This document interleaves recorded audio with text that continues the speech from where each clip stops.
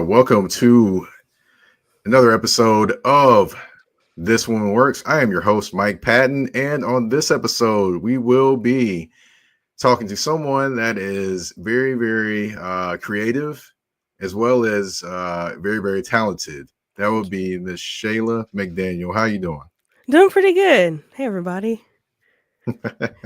Yes, saying hello to the This Woman Works crowd and people that are tuning in. Of course, if you noticed, this episode didn't necessarily have the opening that it usually would have. A little bit of technical difficulties there, but hey, it's all right. The show is still must go on. And of course, with every episode, we're going to get into everything with you, Shayla, in your career. But first, before we do anything, I always like to start the show off with the get it off. Oh no, I'm sorry. The Black Girl Magic moment that I start off every episode with. And in this episode, I want to kind of start off with someone that I know in the sports world that has basically just made it happen. That would be Miss Tarika Foster Brasby. Now, she didn't start off wanting to do sports, and from what I've gathered and talked to her about, of course, she did like bartending, things like that, and was really into sports, things like that. So she kind of saw that, or I guess people talked to her about, hey, you might want to get into doing these different type of things. So she began to put those things together, study on those things, go to school, all those different things to make it where that could become her career. She ended up being on a podcast, and she was actually a producer of the podcast with China Robinson, and that turned into being a co-host, and then from there it turned into her being an analyst on different things as well with the WNBA, and now of course she's doing stuff with she's done stuff with NBC Sports. I mean, she's done stuff with CBS. I mean, she's done a lot of different things and is doing a lot of different things. It's all because she chased her dream and sought out her dream and never let anything stop her from making her dream happen. And I wanted to salute Tarika Foster Brasby for her excellent work, her excellent drive, and just the example that she has been and the Black Girl Magic moment. I salute you, Tarika Foster Brasby. Do you have anything from that you gathered that you would like, I guess, to say to Tarika, or just about her story? Wow, that's huge. Going from bartending to being on NBC and all those other sports outlets. That's awesome. Great job, Tarika. Like, thank you for being an example for the little kids and the girls, so we can see somebody who, well, I'm not a little girl, but so they can see what they can do when they grow up. Seeing someone that looks like them on TV and whatnot. That's awesome.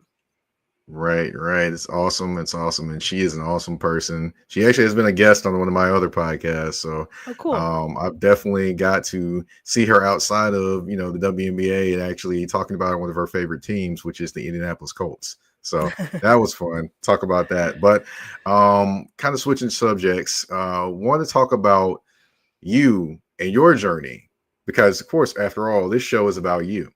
So we want to get, to allow the viewers and everyone to get to know you, to understand you and see your journey.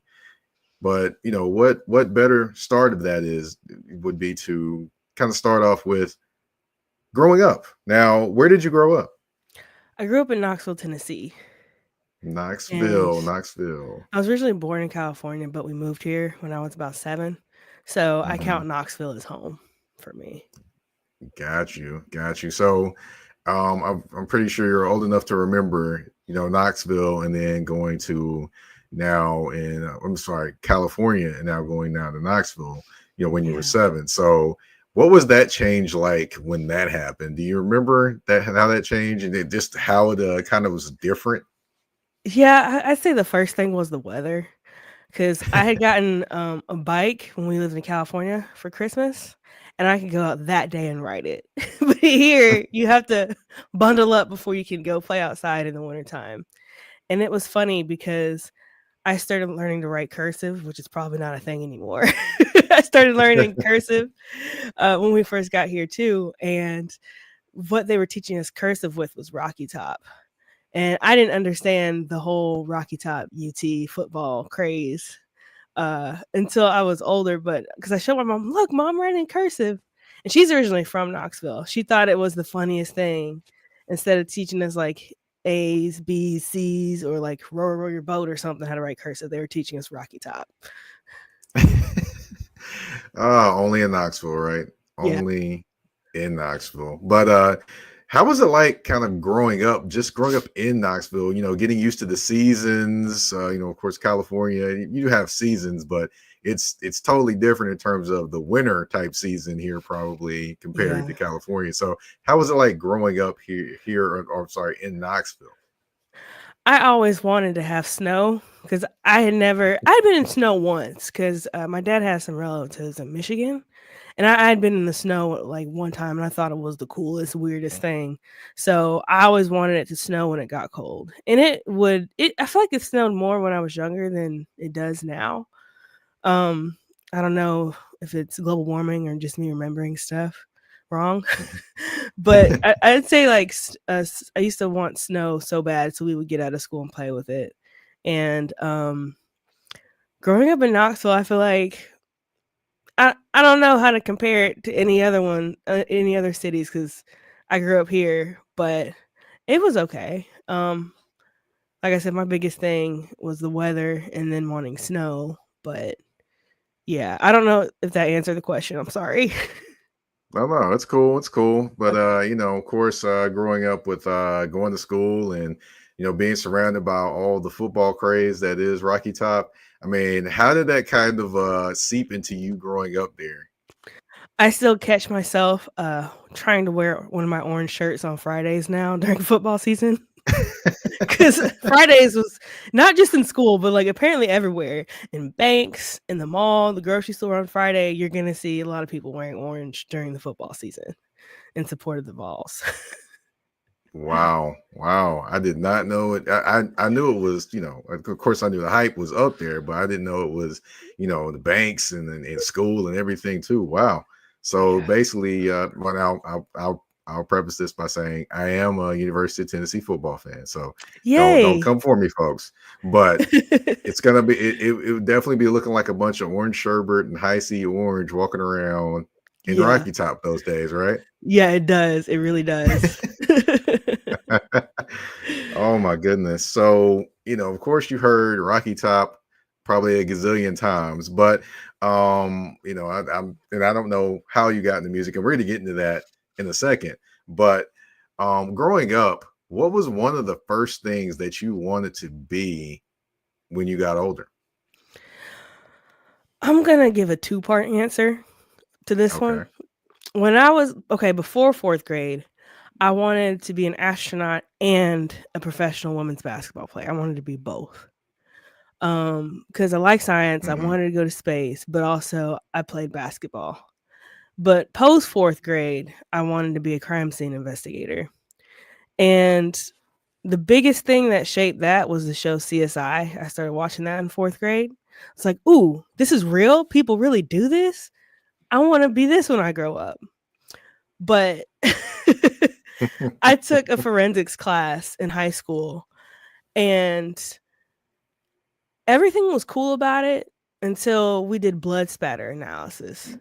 I was like, this is the most boring thing in the history of the world. Like all the other different units, like fingerprinting, serial killers, learning about DNA, I was down for it. It's just blood spatter. I'm like, this happens a lot, doesn't it, teacher? And she's like, yeah, blood spatter is common. You're gonna have to deal with this. I was like, I don't know. I'm like 75% still ready to do it. And then I found out how much they got paid. And I was like, they don't pay these people enough. I'm not gonna do this. I was like a junior when I was taking this class. So I was still thinking about what am I going to study in college. And then I was like, Mhm. well, maybe I can do something else. And then that TV show Criminal Minds with Shamar Moore started coming on, and I started watching that, and I was like, oh, I like psychology already. This should be good. And then I found out in real life, there's just like consultants who do that, and you kind of have to be cherry picked, and it's really hard to be like a criminal profile or whatever. And then most of the time they take people with a doctorate degree, and I was like, I'm not trying to be in school 8 to 10 years.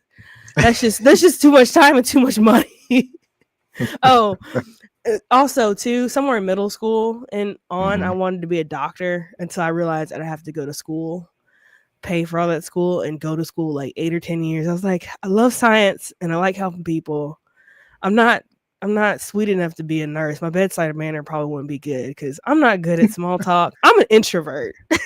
Okay. Believe it or not.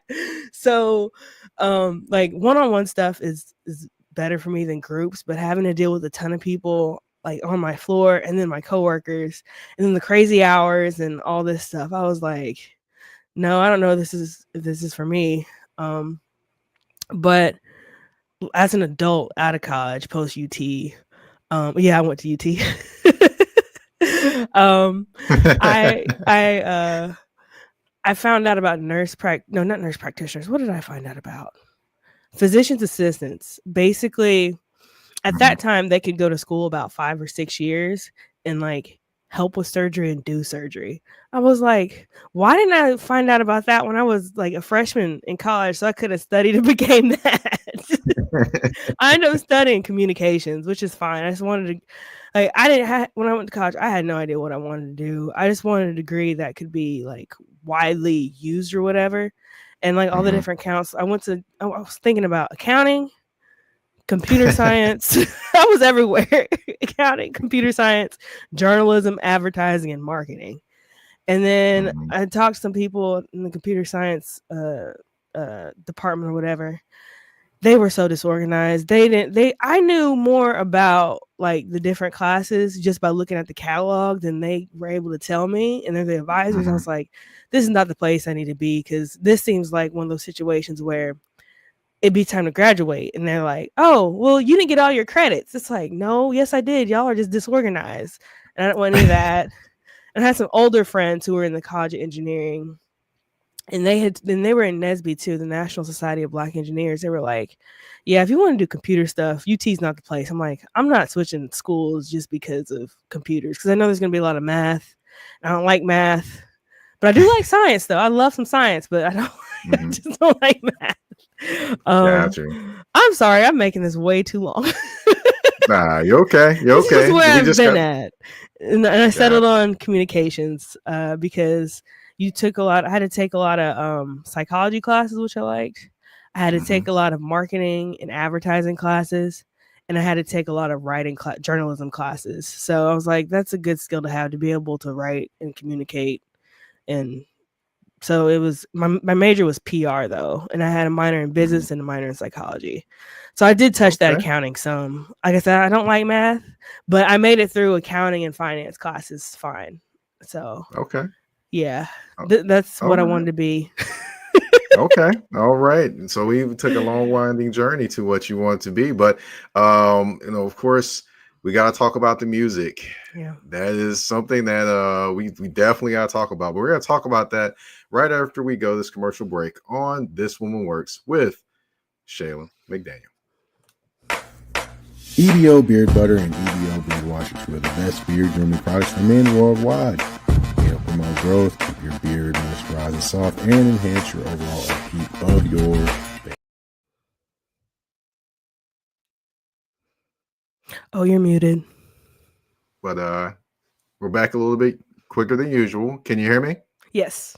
Okay, cool. We're back a little bit quicker than usual. Apparently, we're having a little bit of technical difficulties with our commercials and things like that. So this will be a commercialless show. Surprise.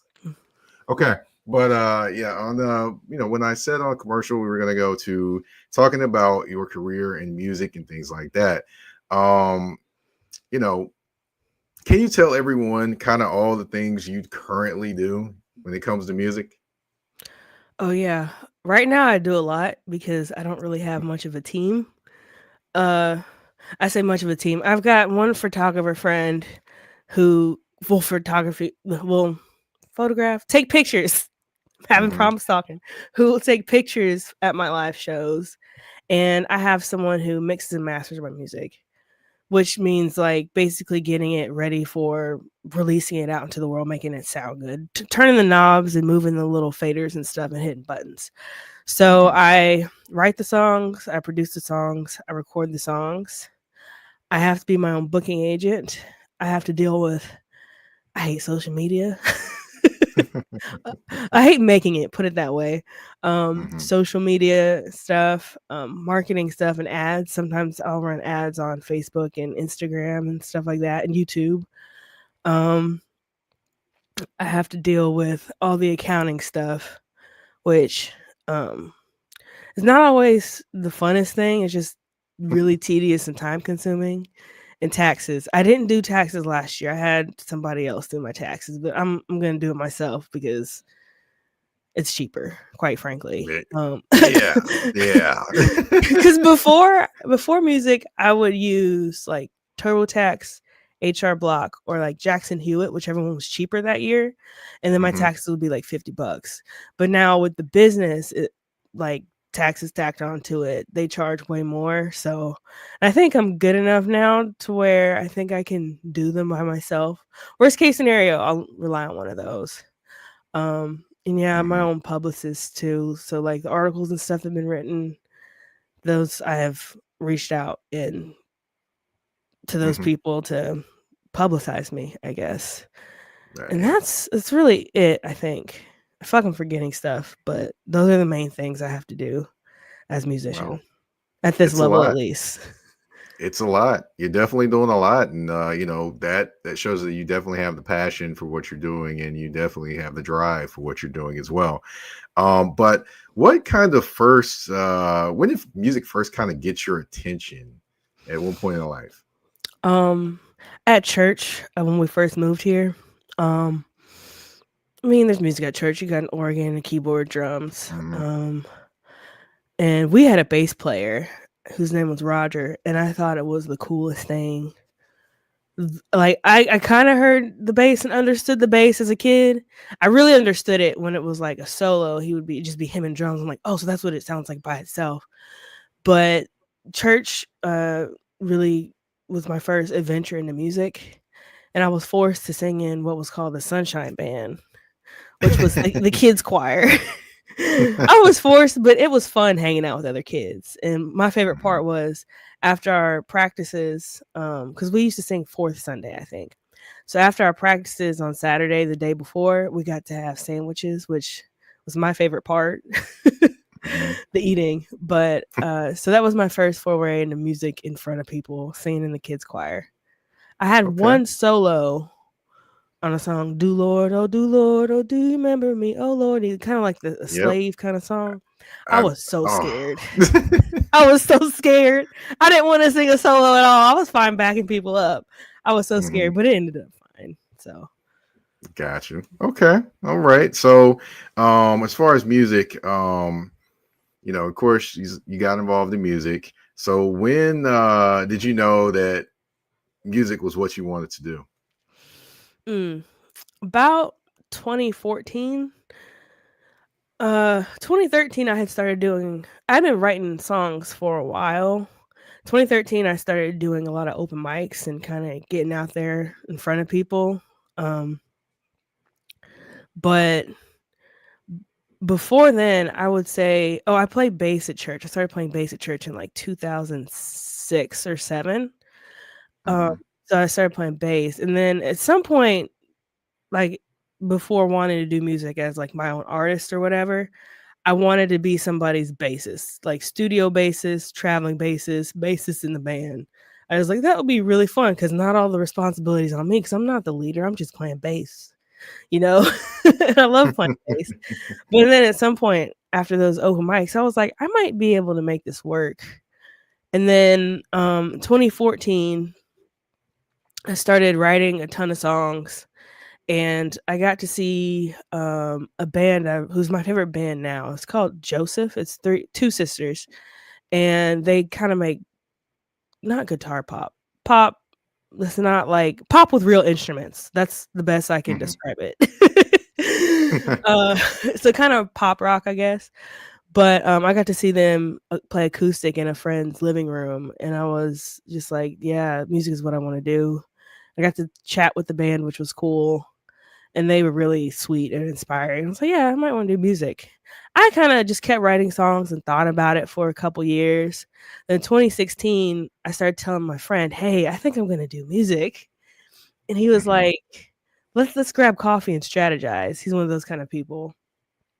And we started talking about like how to make this work, what do we need to do, or what do I need, because like he was really just walking me through like a business plan essentially. He was like, so what do you need to do to get started? What's the first thing? I was like, I don't know, what is the first thing? I need to book a show. He said, you need to have music out first. I said, oh, you're right. I do need to put a couple songs out there. So I put a couple songs out in 2016 just to kind of test the waters and like see how it goes or whatever. And I played, I think, two shows. One show was at a coffee shop, and it was later in 2016. Another show was a Christmas show, a benefit show.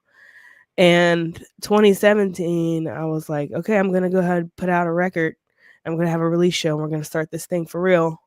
And my first what's it called? My first record was called 26 Letters. It came out January 27th, 2017. 2017. uh, but yeah, so that's kind of how I got into music. It kind of slowly creeped up on me, I guess you'd say. But yeah. All right. Okay. And that was you kind of, I believe you touched on the moment when you first realized that this is what you were supposed to do, but if you know was that the moment that you figured out that was what we were supposed to do when you kind of did the album and dove into the album, or was there one specific moment that I might have missed? I don't know if it was one specific moment, but the album definitely was a point that I knew I want to do this for real. Maybe even the release show for it, because this one and then the two singles before I hadn't mixed or mastered because I was like, I don't know if I'm gonna do this yet. I don't want to pay somebody to do it, and then I decided I'm not gonna do music. So those first two songs in that first album, they sound a little rougher around the edges than the other songs. They're still listenable. I will say that Mhm. because I got played on college radio with those songs, being my own publicist. Uh, but I definitely think the album and that release show were key, crucial. Okay. All right. Well, we're gonna kind of jump over to the hurdles now. With every career, someone has hurdles that happen.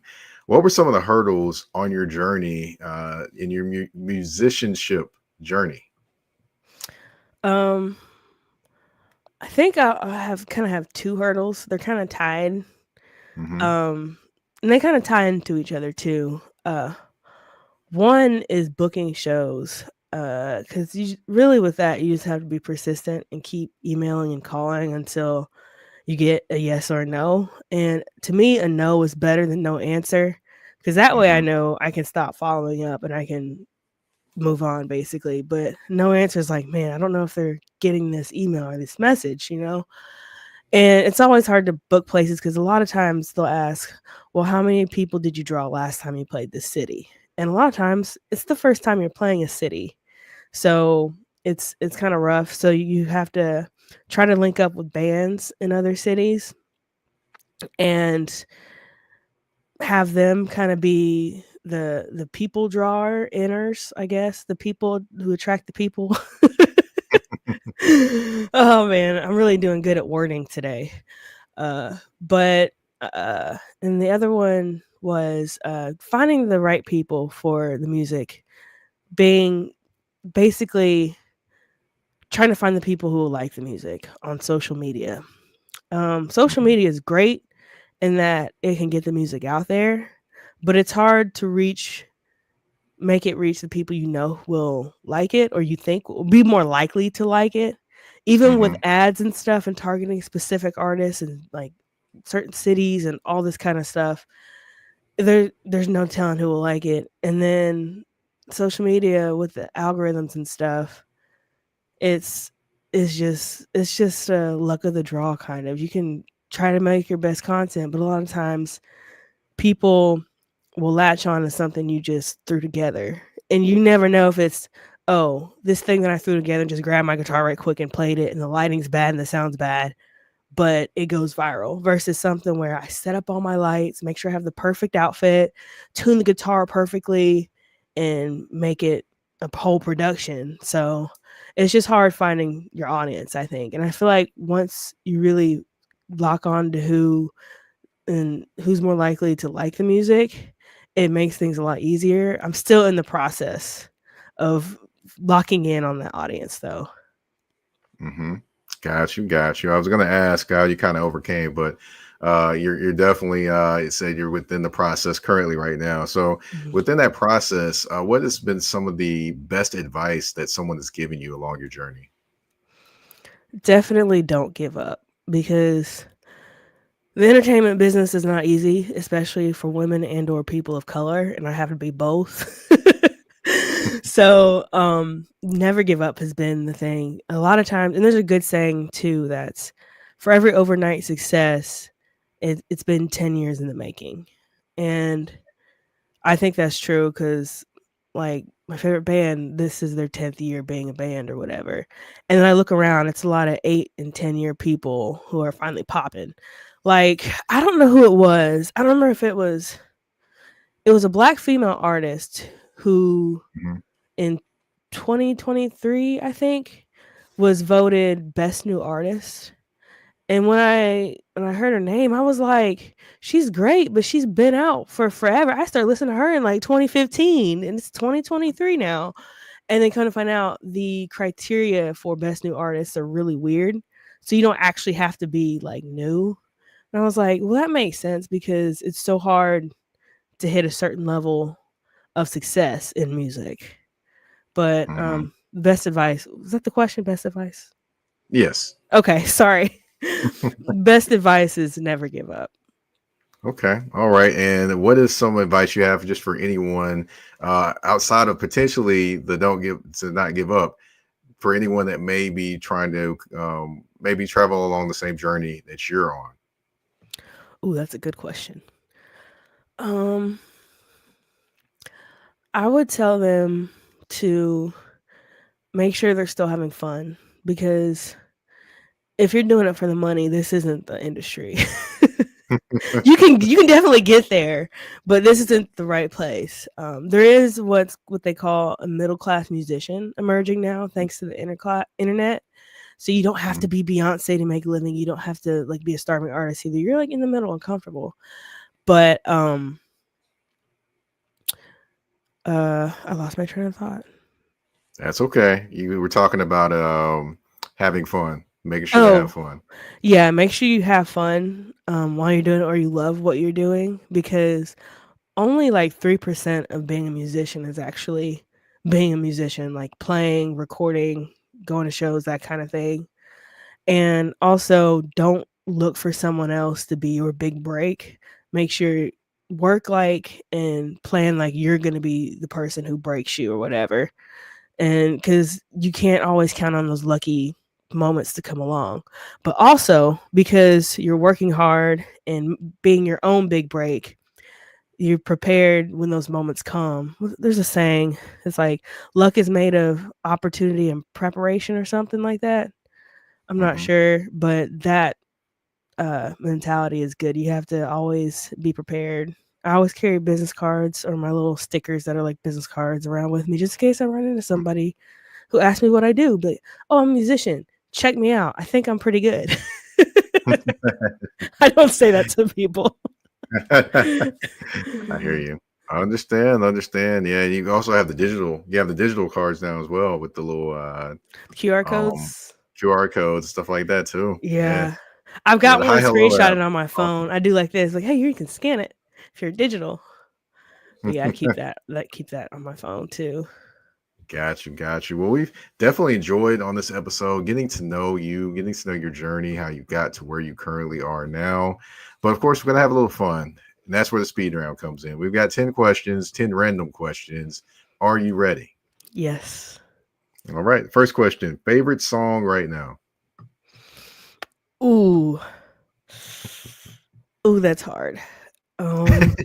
Dang. Ironically, I've been listening to a lot of podcasts, not music right now. Mhm. I'm gonna say Keeps on Making a Way by I think it's the Reed Temple Choir. We did that at church a couple weeks ago, and that's a fun one on bass, and it's been stuck in my head. Okay. All right. Favorite movie? Napoleon Dynamite. Okay. All right. Worst movie you watched? Oh, Disney made a version of Sounder. Sounder's a Mhm. dog, and it was Mhm. horrible. It was horrible. Gotcha. Favorite restaurant? Uh, Polancho's Mexican Grill. It's a little local spot Gotcha. here. Okay. All right. Favorite vacation spot? Ooh, Hawaii, Honolulu. That trip was Okay. epic. Okay. One talent you would not people would not expect you to have. Um, I speak conversational Spanish. Oh, okay. I got to So test just it out in enough to get by. Mexico, and we were good to go. Okay. All right. Next one I've got is let's see. Who would play you in your biopic? Ooh,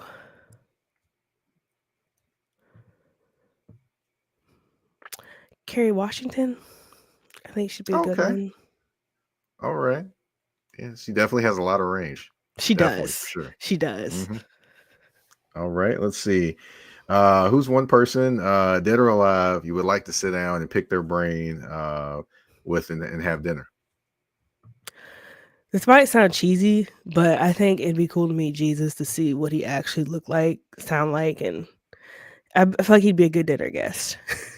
Wouldn't make a mess Okay. in my house. Got you. Okay. All right. Best childhood memory. Mm. It's probably going to involve snow, right? It was gonna be a general one, I guess. Playing outside with my brother. We used to play outside all the time. So yeah, snow is in there. Those are my best memories playing with him. Got you. Okay. And last one, favorite singer. Ooh. Um, can I say a band? Is that okay? Or does it have to be an actual We're gonna look at singer? the judges. We're gonna look at the judges. Judges. Okay, cool. It can work. Okay. Okay. Okay. Joseph. Joseph. Okay. All right. There we go. That is the speed round. Are off the clock. And we've reached the end of the show. Now, Shayla, if you can, tell everyone where they can find you on social media. You know, that place where you got to go on and do a few things. I'm just kidding. I'm being silly. But tell everyone where they can find you on social media, and also tell everyone any of the things that you may have coming up, or any new music that by the way, I was listening to before the show, by the way. But go ahead. Thank you. You can find me at Shayla R. McDaniel on all the socials. And on YouTube, I think I'm just Shayla McDaniel. Mhm. And my headquarters online is www.shaylamcdaniel.com. Oh, Okay. shameless plug. Here's a commercial break. Wait. Oh. It says Thoughts? good thoughts for the bad times. Come and hold and comfort my mind. It's got a brain with 2 roses. You can get Mm-hmm. that at shaylamcdaniel.com/shop. Got you. I'm gonna take my notes and I'm gonna rewind the tape back too. So definitely we'll check that out. Of course, I did hear the song "Falling" that I listened to a couple times already. Thank I was like, you. okay, all right. Definitely very, very talented. Thank you again for coming on the show. Of course, if you don't Thanks for know, I'm having the host me. of the show. Yeah, of course. Obviously. Thank you. Gotta have on having on talented and creative people is definitely, and talented creative Black women is definitely the point of this show, and definitely you definitely are included. You're definitely talented. You're definitely creative. Thank you. But yeah, yes, you're welcome. You're welcome.